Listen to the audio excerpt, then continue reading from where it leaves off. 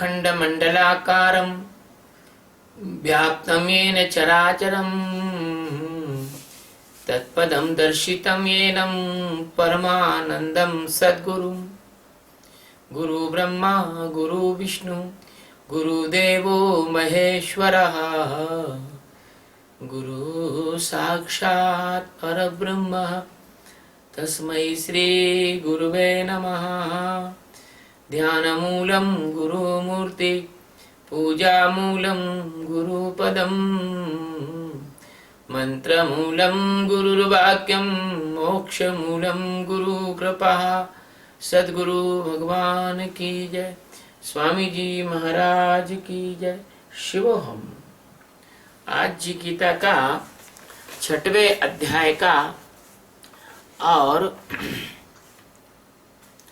16वां श्लोक है। इस श्लोक में भगवान कहते हैं कि नात्य श्रुतस्यु योगोऽसि न चैकान्त मनस्सनतः न चाति स्वप्नशीलस्य जाग्रतो चैव नैव चार्जुनः न अति असृत तु योगः अस्ति न च एकान्तम् अनश्रन्तः न च अति स्वप्नशीलस्य जाग्रत न एव च अर्जुनः। हे अर्जुन, यह योगी न तो बहुत खाने वाला होता है और न बिल्कुल न खाने वाला, तथा न बहुत शयन करने के स्वभाव का और न सदा जागने वाला ही सिद्ध होता है। ये इसका शाब्दिक अर्थ है जो गीता प्रेस गोरखपुर वालों ने किया है, लेकिन इसका जो गूढ़ अर्थ है, रहस्यपूर्ण अर्थ है, वो बहुत अलग है। बात कुछ इसका अर्थ करने के पहले हम भगवान श्री कृष्ण के चरणों में प्रणाम करते हैं, क्योंकि वो सच्चिदानंद परमात्मा हैं। अनंत अनंत कोटि आकाश गंगाओं का विस्तार उनके शरीर के एक हिस्से में मवांशी जीवलोके जीवभूता सनातना, उनके छोटे से शायद लक्षांश हो या कोटियांश हो, ऐसा उनके शरीर में ये सारी आकाश गंगाएं मौजूद हैं और वो समस्त जगत के आधार है, अधिष्ठान है और धारण करता है। ऐसे परमात्मा सदगुरु जब कृष्ण के रूप में आए और उन्होंने अर्जुन को ये माध्यम बना के गीता का ज्ञान दिया। मेरी बेटी सरीन को एक मूढ़ आदमी ने प्रश्न किया। उस मूढ़ ने यह कहा कि गुरु जी से पूछना कि ये गीता किसने सुनाई है, ये कृष्ण ने सुनाई है कि किसी और ने सुनाई है। और इस गीता को सुनाने का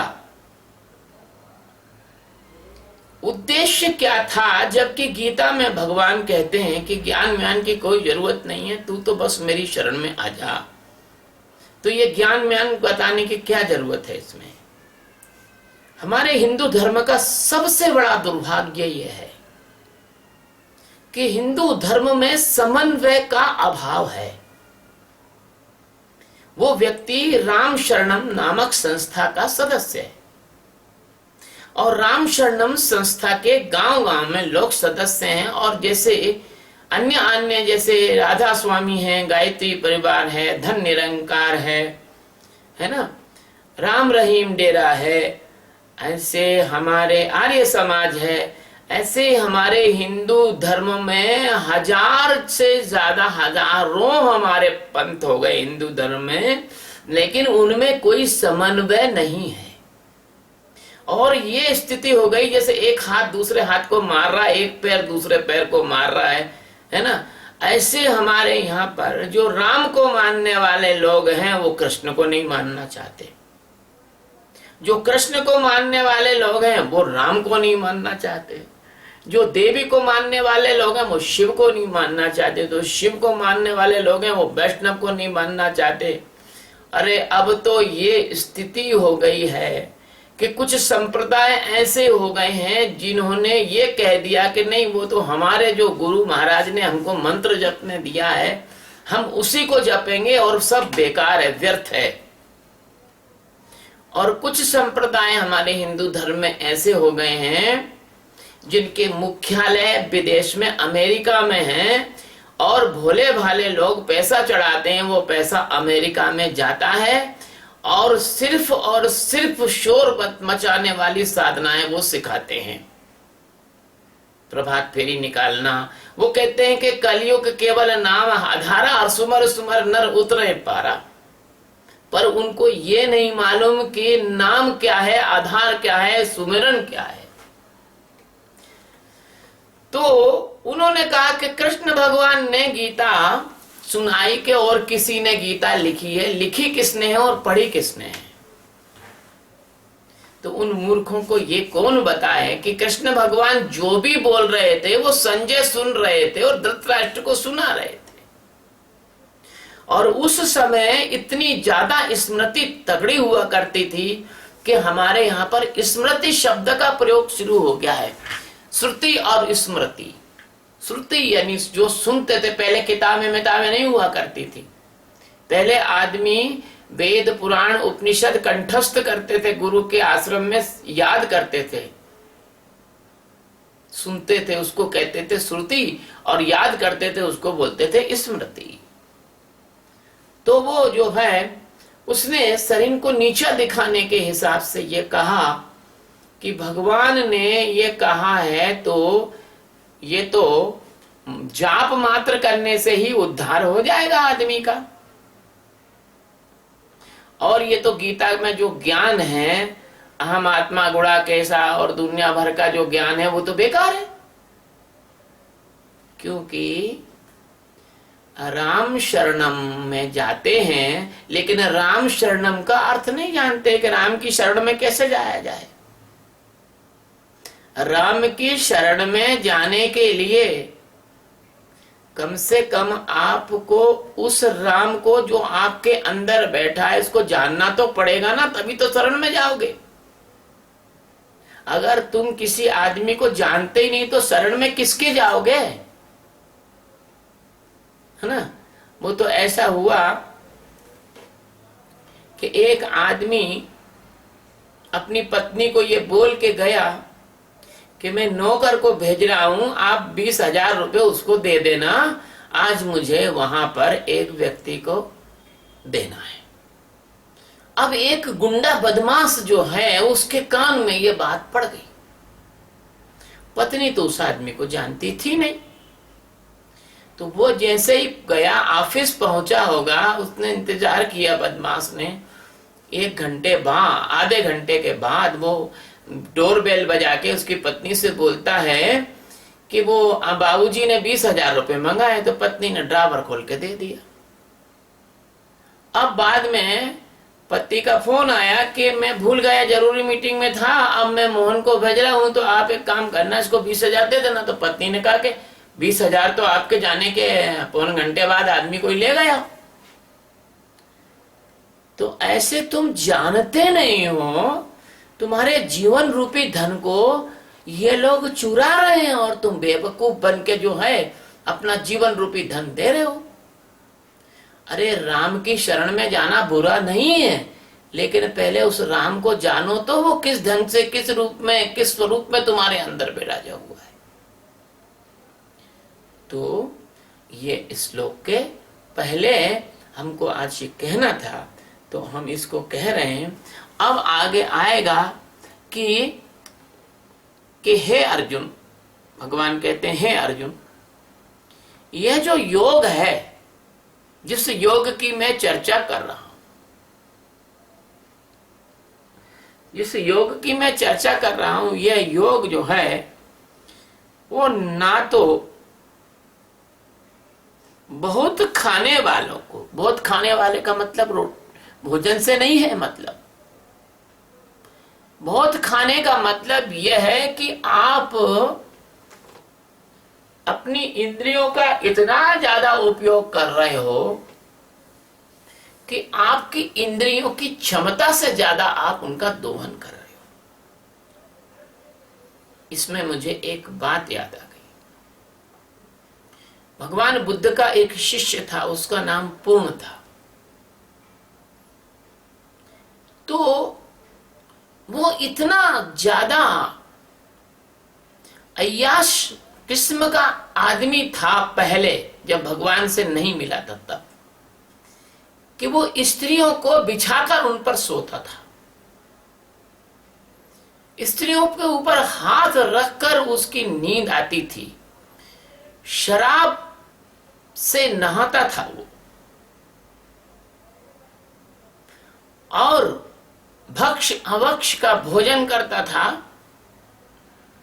और जितने भी काम करता था बड़े एक्सट्रीम करता था, बहुत ज्यादा, और अय्याश टाइप का व्यक्ति था। लेकिन जब बुद्ध से मिला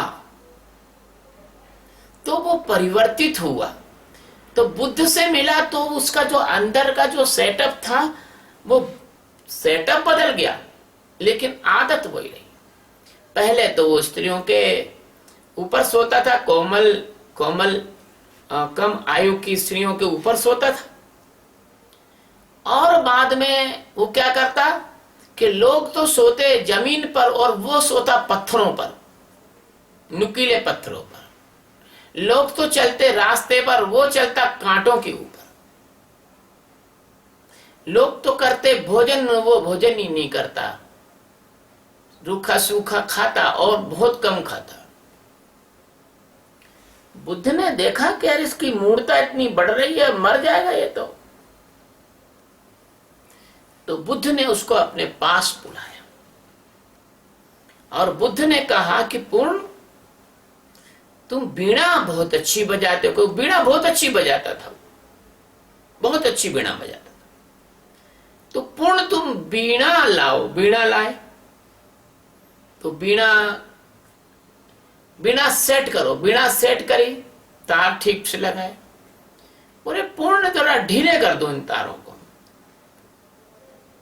तो उसने कहा भंते, अगर मैं तार ढीले कर दूंगा तो ये बीणा बजेगी नहीं। अच्छा तो ठीक है, टाइट कर लो। तो बुद्ध ने कहा और टाइट करो, और टाइट करो। तो बोला भंते, अगर मैं और टाइट करूंगा तो इसके तार टूट जाएंगे। तो उसने पूर्ण ने कहा कि भंते, अगर मैं और टाइट करूंगा और इसको कसूंगा तो इसके तार टूट जाएंगे। तो भगवान बुद्ध ने कहा कि तुम यही तो कर रहे हो। पहले तो तुम इतने ढीले तुम्हारे तार थे जब तुम राजा थे कि तुम बेलगाम हो गए। जो कुछ करना चाहिए उससे भी ज्यादा तुमने और अपनी इंद्रियों के भोगों को भोगा। और अब तो तुम इतने ज्यादा टाइट कर रहे हो कि तुम्हारी वीणा की जैसे तार ही टूट जाएंगे। बस भगवान यही बात गीता के इस श्लोक में कह रहे हैं। यही भगवान की बातें चुराकर, इन्हीं भगवान की बातों को जानकर, इन्हीं बातों को अनुकरण करके विश्व के समस्त महापुरुषों ने अपने प्रवचन दिए। सभी धर्मों में अगर तुम गहराई से देखोगे तो तुम्हें हिंदू धर्म के आध्यात्मिक साहित्य की झलक मिल जाएगी वहां, और तो और हमारी कहानियां भी वहां मिल जाएंगी। कुरान और बाइबल में हमारे पुराणों की कहानियां आपको मिल जाएंगी, क्योंकि हमारा जो धर्म है वो संसार का सबसे पुराना और सबसे नवीन धर्म है, एवरग्रीन धर्म है। तो भगवान यही कह रहे हैं कि यदि बहुत खाने वाले हो तुम, यानी खाने से मतलब तुम्हारी इंद्रियों के जो भोग हैं, चाहे वो त्वचा इंद्रियों के भोग हो, चाहे जिह्वा के भोग हो, चाहे नेत्र के भोग हो, चाहे कान के भोग हो, चाहे उपस्थ के भोग हो, कहीं के भी भोग अगर आपने और आवश्यकता से अधिक भोगों को भोगा तो आप भोगी हो जाएंगे, योगी नहीं होंगे। आजकल एक जुमला बहुत चल रहा है, एक भोगी है, एक योगी है और एक रोगी है। ये जुमला आजकल भारत में बहुत चल रहा है, इंटरनेट पे भी बहुत चल रहा है। कोई योगी है, एक भोगी है और एक रोगी है। अब क्या पता, ये सब आप सब जान जाएंगे, हमें लेना देना नहीं इनसे। तो यदि आप इंद्रियों के भोगों को अधिक भोगेंगे तो आप भोगी हो जाएंगे और रोगी हो जाएंगे, लेकिन योगी नहीं हो सकते। मेरा कहने का तात्पर्य यह है कि भोगी से रोगी हो जाएंगे, लेकिन भोगी से योगी नहीं हो सकते। यदि आपने अपनी इंद्रियों के आहार विहार को उचित संयमित नहीं किया तो। ऐसे कोई कहे कि यदि यार तुम स्वस्थ नहीं हुए तो मर जाओगे, लेकिन इसके पीछे एक संदेश छुपा है कि स्वस्थ होना है तो डॉक्टर के पास जाओ, और योगी होना है तो किसी सदगुरु की शरण में जाओ। और यदि आपको वास्तव में अपनी इंद्रियों के भोगों को संयमित करना है तो आपको साक्षी का ध्यान करना पड़ेगा, क्योंकि जब तक आप साक्षी नहीं करोगे तो आप जानोगे कैसे कि कहां रुका जाए, कहां फुल स्टॉप लगाया जाए, कहां पर पूर्ण विराम लगाया जाए, कहां पर अल्प विराम लगाया जाए। एक चिट्ठी लिख दो, उसमें अल्प विराम और पूर्ण विराम का ध्यान मत रखो तो कितना हास्यास्पद हो जाएगा।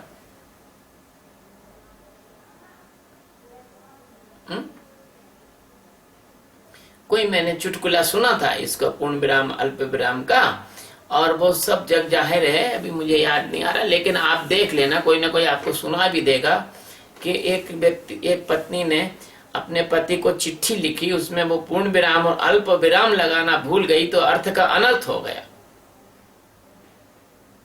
तो इसी प्रकार से यदि आप साक्षी का ध्यान नहीं करेंगे तो आपको पता नहीं रहेगा ना कि कहां पूर्ण विराम लगाना है, कहां अल्प विराम लगाना है, तो आपका जीवन जो है अर्थ से अनर्थ हो जाएगा। इसलिए जब साक्षी का ध्यान करेंगे तो आपको पता लगेगा कि कौन सा भोजन करना चाहिए और कितना करना चाहिए और कब करना चाहिए और कब सोना चाहिए और कब जगना चाहिए, किससे बात करना चाहिए, किससे नहीं करना चाहिए, किससे मौन रहना चाहिए, किससे मुखर होना चाहिए, कहां जाना चाहिए, कहां नहीं जाना चाहिए, क्या देखना चाहिए, क्या नहीं देखना चाहिए, क्या सुनना चाहिए, क्या नहीं सुनना चाहिए,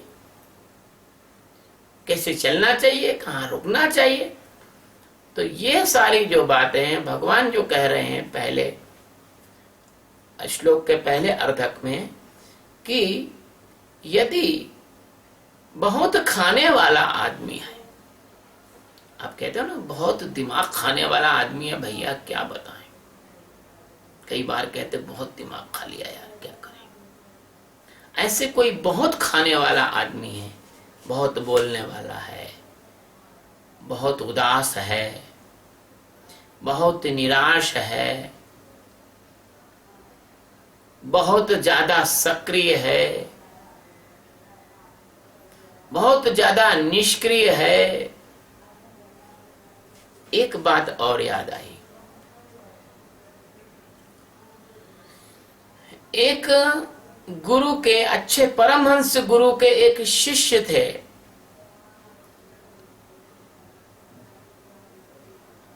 और उनका एक पुत्र है। तो पुत्र जो है मूढ़ स्वभाव का था, तो परमहंस दे प्रवचन, तो पुत्र के अंदर ये वासना जगी कि मैं भी तो प्रवचन दे सकता हूं। तो वो किसी ढोंगी की लिखी हुई गीता ले आया और उस ढोंगी की लिखी हुई गीता को पढ़ पढ़ के और प्रवचन देने की कोशिश करने लगा, और उसके कोटेशन निकाल निकाल के लोगों को बांटने लगा। कहते हैं दिया के तले अंधेरा होता है।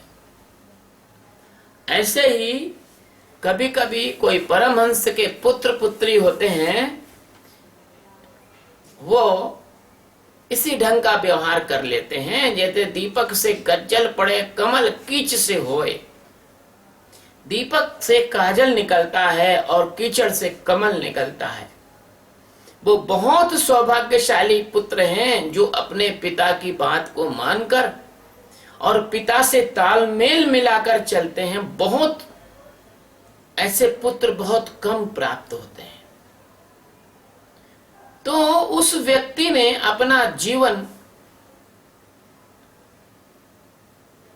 बर्बाद कर दिया। ऐसे ही आप लोग भी गीता के अर्थों का अनर्थ निकालकर अपना जीवन बर्बाद करते हो। भगवान कोई न्यूट्रिशन है, डाइटिशियन है कि तुमको कह रहे हैं कि कितना खाना चाहिए कि क्या नहीं खाना चाहिए? तो फिर उन्होंने लिखा क्यों नहीं कि 50 ग्राम खाओ कि 150 ग्राम खाओ कि 100 ग्राम खाओ कि आधा किलो खाओ? भगवान सद्गुरु संकेत देते हैं और ये संकेत आपको समझना चाहिए। उन्होंने कहा है कि ना तो बहुत खाने वाला व्यक्ति और ना बहुत कम खाने वाला व्यक्ति योगी हो सकता है। बहुत खाओगे, बहुत देखोगे, बहुत चलोगे, बहुत खाओगे तो पेटू हो जाओगे, भस्मक रोगी हो जाओगे, और बहुत चलोगे तो थक जाओगे जैसे लोग पद यात्राएं करते हैं और उनके जीवन में उनका अंतःकरण को बेवकूफ बनाता है, बस पद यात्रा ही करते चले जाते हैं जीवन भर। और आगे आखिर वो परमात्मा को प्राप्त न करके और पद यात्रा के अहंकार को खोपड़ी में रख के मर जाते हैं। ऐसे बहुत खाओगे, बहुत चलोगे, बहुत बोलोगे। कुछ लोग बहुत बोलते हैं, तर्क करते हैं, बहस करते हैं, शास्त्रार्थ करते हैं, है ना, जगह जगह भागवत करते हैं, अपने आप को बहुत बड़ा ज्ञानी समझते हैं। लेकिन उनके अंतरतम में झांक के देखो तो आप पाओगे कि उनको जरा सी भी समझ नहीं है। एक पंडित भागवत करते थे और संयोग से मेरे साथ भोपाल गए। तो बीच में रात का समय हम कार से जा रहे थे, तो बीच में उनको लगी भूख। तो एक होटल वाला सुबह सुबह होटल खोल रहा था। तो पंडित जी को भूख लगी तो रात के आलू बड़े रखे थे, तो पंडित जी ने कहा वो ही दे दो। तो पंडित जी 6 आलू बड़े खा गए भूख मारे सुबह 3:30 बजे 4 बजे। और हमने देखा कि बाप रे बाप, वो आलू बड़े जो उसने सुबह फेंकने के लिए रखे थे वो पंडित जी महाराज ने खा लिए। और जब उनकी भागवत सुनो संगीत पे, तो आपको को दुनिया भर का ज्ञान लोगों को दे रहे हो, भागवत के प्रवचन दे रहे भागवत पे। तो कहने का तात्पर्य यह है कि देखिए, परमात्मा को जानना है तो परमात्मा के शब्दों का गूढ़ अर्थ अपने जीवन में उतारना पड़ेगा आपको। तो ज्यादा खाओगे तो वो पंडित जी के समान बुद्धिहीन हो जाओगे। अक्खी मक्खी कॉकरोच वगैरह सब घूमे वाले उन्होंने खा लिए। और पंडित जी की तोन देखो तो जिसमें 2 बच्चे जुड़वा एक साथ बैठ जाएं, इतनी बड़ी उनकी तोन थी। शायद वो पंडित जी अब इस दुनिया में है नहीं, क्योंकि वो खा खा के मर गए। तो ऐसे ही अगर नहीं खाओगे तो फिर तुम्हारे को धातु क्षय का रोग हो जाएगा। सबसे पहले तो तुम्हारा रस क्षय होगा, फिर रक्त क्षय होगा, फिर तुम्हारा जो है मांस क्षय होगा, मतलब दुबले पतले हो जाओगे। फिर तुम्हारी जो है अस्थि क्षय होंगी। आर्थो कौन सा रोग होता है वो हो जाएगा तुमको। आस्ट्रोकैल्सी कौन सा रोग होता है, मतलब हड्डी भुरभुरी। इसके बाद तुम्हारी मज्जा क्षय होगी। इसके बाद आखिरी में तुम्हारा वीर्य क्षय हो जाएगा और तुम भी राम नाम सत्य हो जाओगे। इसलिए जो लोग ज्यादा व्रत उपवास करते हैं और बहुत ज्यादा कृशकाय हो जाते हैं, आजकल बड़ा पैटर्न चल गया है जीरो फिगर का। देवियां महिलाएं अपने आप को दुबली पतली बनाना चाहती हैं, जीरो फिगर, अस्थि कंकाल बनाना चाहती हैं अपने को। तुम्हारे ऐसे जीरो फिगर में फिर परमात्मा के पुण्य पुरुष गर्भ में नहीं आएंगे। ना ज्यादा जीरो फिगर हो, ना ज्यादा फैटी फिगर हो, बीच का फिगर होना चाहिए आदमी का शरीर, पुरुष हो या स्त्री हो। ना ज्यादा मोटा हो, ना ज्यादा पतला हो। तो भगवान दूसरी स्थिति ये बताते हैं कि अगर तुम नहीं खाओगे तो तुम्हारी क्या हालत होगी। तुम धातु क्षय के रोगी तो हो जाओगे, साथ में तुम चिड़चिड़े हो जाओगे, बुद्धिहीन हो जाओगे, मूड हो जाओगे, दिमाग काम करेगा नहीं, नींद बराबर आएगी नहीं, नींद की गोलियां खाने की आदत पड़ जाएगी, नींद की गोली बगैर नींद नहीं आएगी, तो तुम्हारे जीवन का द्वार जो है वो मृत्यु की तरफ खुल जाएगा। तुम जानबूझ के अपनी मृत्यु को आमंत्रित कर रहे हो। यह बात है। अब वो कहते हैं कि ना अधिक सोने वाले को मिलता और ना कम सोने वाले को मिलता है। योगी ना तो ज्यादा सोता है, ना अधिक, ना कम सोता है। यहां गोरक्षनाथ जी की वाणी भी मिलती है आगे, उन्होंने भी यही कहा है। गोरखनाथ जी की वाणी में भी यही आया है कि ना ज्यादा खाना चाहिए, ना कम खाना चाहिए, ना अधिक बोलना चाहिए, ना कम बोलना चाहिए, है ना। हवकी न बोलीवा, ठबकी न चलीवा। तो कहने का मतलब यह है कि भगवान श्री कृष्ण इस श्लोक में आपको ये रहनी सहनी बता रहे हैं कि आपको क्या कैसे जीना चाहिए। क्योंकि परमात्मा को अगर आपको पाना है तो आपको साक्षी के माध्यम से कम इतनी अवेयरनेस आप में आ जाए, जागरूकता आ जाए कि आप अपने इंद्रियों के भोगों को की जो अति मांग है उस मांग को आप जान सकें। कई बार क्या होता है, अच्छा भोजन बनता है, हमारा पेट भर गया फिर भी हम खाते रहते हैं, है ना। बाद में हमको पाचन संबंधी बीमारी होती। और ज्यादा सोने से जड़ता आती है, तमोगुण आता है, आलस्य, प्रमाद, निद्रा, उनींदापन। ज्यादा सोने से आदमी के अंदर जड़ता आती है और ज्यादा सोने वाले को हार्ट की बीमारी होती है। क्यों? कि ज्यादा सोने से चर्बी बढ़ती है आदमी की। वैद्य लोग जब किसी आदमी को दुबला करना चाहते हैं तो उसको सोने कम देते हैं, सोने नहीं देते ज्यादा। इसलिए अधिक सोना, और अधिक सोने का मतलब ये और भी है कि विचारों में अधिक खोए रहना, विचारों के एक जंजाल और विचारों के एक मोह में, विचारों के एक जादू में, तिलस्म में, और विचारों की एक मूर्छा में, और विचारों की एक बेवकूफ बनाने वाली जड़ता में अगर आप खोए रहेंगे, 24 घंटे विचार में रहेंगे, तो आप योगी नहीं हो सकते। योगी होने के लिए आपको अपने विचारों से हटना होगा और उसके लिए साक्षी जरूरी। सारे गीता में अगर कोई गोपनीय संदेश है तो वो है साक्षी, ध्यान, भान और जागरण का। भगवान कहते हैं कि ना ज्यादा जागने से आप योगी हो सकते हैं, क्योंकि यदि आप